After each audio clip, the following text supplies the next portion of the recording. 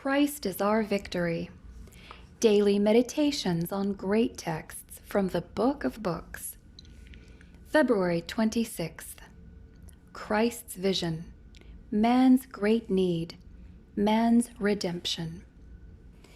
Looking unto Jesus, the author and finisher of our faith, who, for the joy that was set before him, endured the cross, despising the shame, and is set down at the right hand of the throne of God.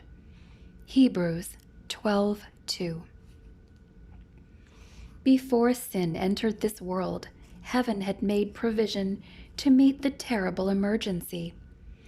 God knew that if man should sin and be left to himself, he must perish eternally. Christ volunteered to die in our stead so that we might have another chance. Looking down through the centuries, the Savior saw a great multitude who would accept the provision he had made for them. The prophet Isaiah declared that Christ would see of the travail of his soul and would be satisfied. The Son of God would justify many, for he would bear their iniquities. There were times in the life of our Savior when it appeared that his sacrifice was in vain. It seemed there was no one upon whom he could rely. Even his chosen 12 disappointed him. One of them denied him, and another sold him for 30 pieces of silver.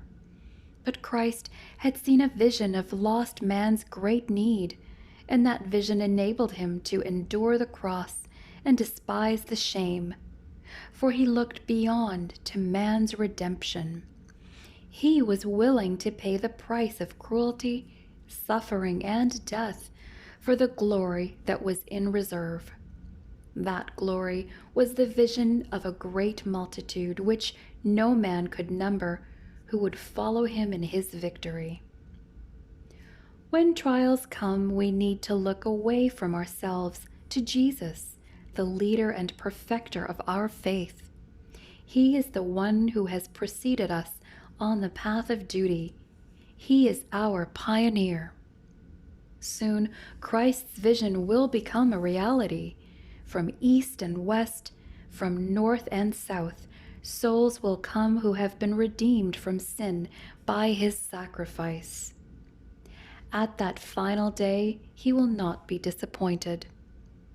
When he sees us there, he will feel that all the agony he endured was as nothing compared with the joy of spending eternity with his redeemed saints.